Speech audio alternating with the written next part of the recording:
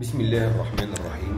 اللهم صل وسلم وبارك على سيدنا محمد النبي الأمي بن عبد الله بن هاشم أشرف خلق الله وأطهر البشر. طبعا الكلام اللي أنا هقوله ده يا جماعة ممكن ناس يقولوا إيه الراجل ده عمال يهري. أنا مش بهري والله.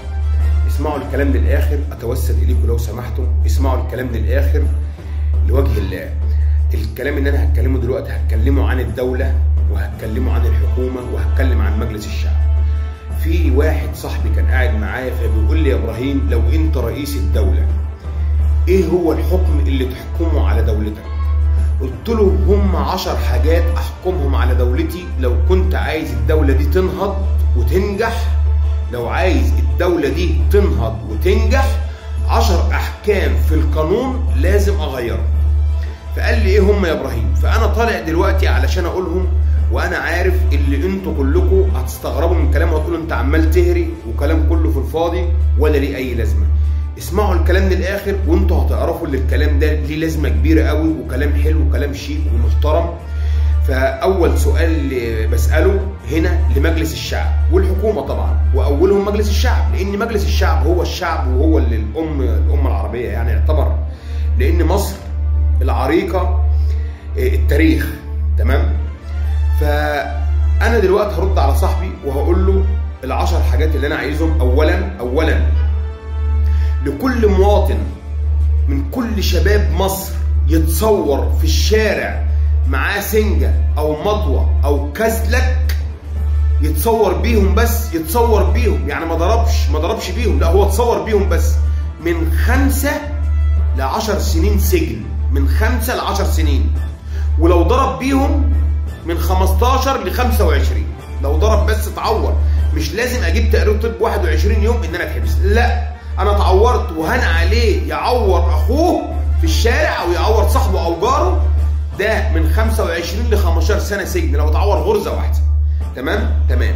دي اول حاجه خلصنا منها. تاني حاجه، لو واحد اتصور في الشارع معاه سلاح آلي أو طبنجة أو خرطوش من 25 سنة الإعدام. اتصور بس، اتصور أيوه. لو كنا عايزين ننضف نعمل القانون ده ننزله هتلاقي الناس نطفت. اتصور بس بسلاح آلي أو طبنجة أو أي سلاح ناري من 25 سنة، لا إما مؤبد لا إما إعدام. أدي القانون التاني اللي أنا عايزه يتنفذ. تمام. تالت حاجة،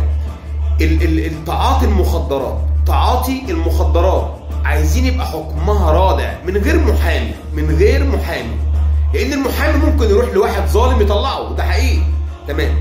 اول حاجه لو كان تعاطي خفيف نساعده ونقف جنبه نطلعه من اللي هو فيه ونديله سجن سنه. تمام. ولو كان تعاطي تقيل ودخل في المرحله بتقله يبقى لا مؤاخذه من 5 سنين ل 15 سنه تعاطي. وتاجر المخدرات من اعدام شنقا حتى الموت. وتاجر المخدرات القليل اللي هو الشاب الصغير اللي اتضحك عليه والكلام ده 25 سنه لا اما 15 سنه. دول تجار المخدرات اعدام. تمام. خامس حاجه، لكل بني ادم يسب جاره او يشتم جاره سب وقصف من 5 سنين ل7 سنين سجن. من 5 سنين ل7 سنين سجن مع الشغل والنفاذ. اللي يشتم جاره او يتعدى عليه بالسب والقصف بس، يعني شتيمه، يعني هنا لا ضرب سلاح ولا اي حاجه، سب وقصف بس من 5 سنين ل7 سنين، لان هنا المفروض في قانون يحكمنا. احنا كده اما نعمل كده بنتعدى على القانون وبنتعدى على الجار. طب انت يا ابراهيم ليه بتقول الكلام ده؟ بقول الكلام ده لان احنا بجد المصريين نضاف واحنا شيك قوي وناس حلوه قوي وناس تاريخ قوي. ايه اللي احنا بنعمله في نفسينا ده؟ دلوقتي بتمشي في الشارع تلاقي تجار البودره، تجار الحشيش، تجار المخدرات، كذلك سكاكين، مطاوي، سلاح ناري، كل ده في الشوارع، ويتحبسوا يقعدوا سنه ولا 2 ويطلعوا، وممكن كمان ياخدوا براءه، وممكن يطلعوا خلال سبيل وفي تاني جلسه يطلعوا ليه؟ غلط، ما يطلعوش. ده ايه؟ سادت حاجه وحاجه مهمه جدا، وركزوا فيها قوي، ركزوا في الحاجه دي جدا جدا يا جماعه. عايز هنا حاجه مهمه قوي اللي هي سادت حاجه دي يا جماعه، بقى ركزوا عليها قوي. مسجل الخطر مسجل الخطر. يعني ايه يا ابراهيم مسجل خطر؟ ما هو في مسجل خطر اتحبس قضيه واثنين وطلع تاني خلاص. طب مسجل خطر كل ما يطلع يرازف الناس ويرجع السجن، يرازف الناس ويطلع السجن، يرازف الناس ويطلع السجن. يا جماعه ده عالة على المجتمع، ده عالة على المجتمع المصري، لا بايده ولا بايده. تمام كده؟ طب نعمل في ايه يا ابراهيم؟ هم حاجتين ما لهمش تالت، لا اما تكسبوا فيه ثواب وتدوا له مؤبد للابد مع الشغل والنفاذ يشتغل جوه السجون، لا اما اعدام. انت يا ابراهيم ما عندكش رحمه، هو ما رحمناش علشان احنا نرحمه. رب السماء هو اللي بيرحم واحنا بنرحم بعضينا، ولكن نرحم المحترم، ولكن اللي ما يرحمناش ما يترحمش، لان هو عالة على المجتمع وعالة على الدوله. يبقى نعمل ايه؟ لا اما نكسب فيه ثواب ونديله مؤبد مدى الحياه وما يطلعش من السجن، هو مسجل خطر ما يطلعش من السجن، لا اما نعمل ايه هنا؟ لا اما نعدمه لان هو عالة على المجتمع. طب وسابع حاجه يا ابراهيم، سابع حاجه يا جماعه هنا، اننا نشد على الرقابه المصريه. سؤالي ده للحكومه الشريفه العفيفه، تمام؟ إن كنتم فعلا بتطيعوا الله ورسوله وبتخافوا من رب العباد في شعب مصر، اقرصوا على الرقابه المصريه، اقرصوا على الرقابه، لان كل الفساد اللي بيحصل من الرقابه. يبقى ازاي يا ابراهيم؟ سياده الرئيس يدي اوامر لكل محافظ، لو الاسعار اختلت في محافظتك تتحاكم. ايه هي محاكمه المحافظ هنا؟ هم حاجتين ما لهمش تاني والله العظيم.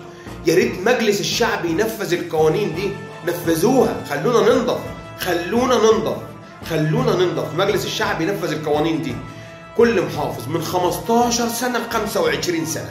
يبقى احنا هنا اتحكمنا في الاسعار ولمينا الناس، لان هنا الرقابه المصريه اذا كانت راضيه عن اداء الرئيس بيبقوا في ظهره وسنده، بيبقوا ظهر وسند، يخلوا الاسعار تحت، تمام؟ ولكن لو ما كانوش لا مؤاخذه راضيين بقى وعمالين يلوعوا بقى ويلوعوا، يسيبوا السايب في السايب زي ما هم من الاخر سايبين السايب في السايب، وده حرام ما يرضيش الله. تمام يا جماعه؟ تمام. يبقى احنا سياده الرئيس ومجلس الشعب اللي انت هتتحاسب عن الشعب اللي احنا اديناك اصواتنا، يلي ما تستاهلش الاصوات يا مجلس الشعب، اللي احنا اديناك اصواتنا يلي ما تستاهلش اصواتنا. حسبنا الله ونعم الوكيل في كل ظالم وفي كل منتقم، انتقم من كل ظالم يا الله. تنفذوا القوانين دي وتخلونا نعيش عيشه محترمه وعيشه هنيه.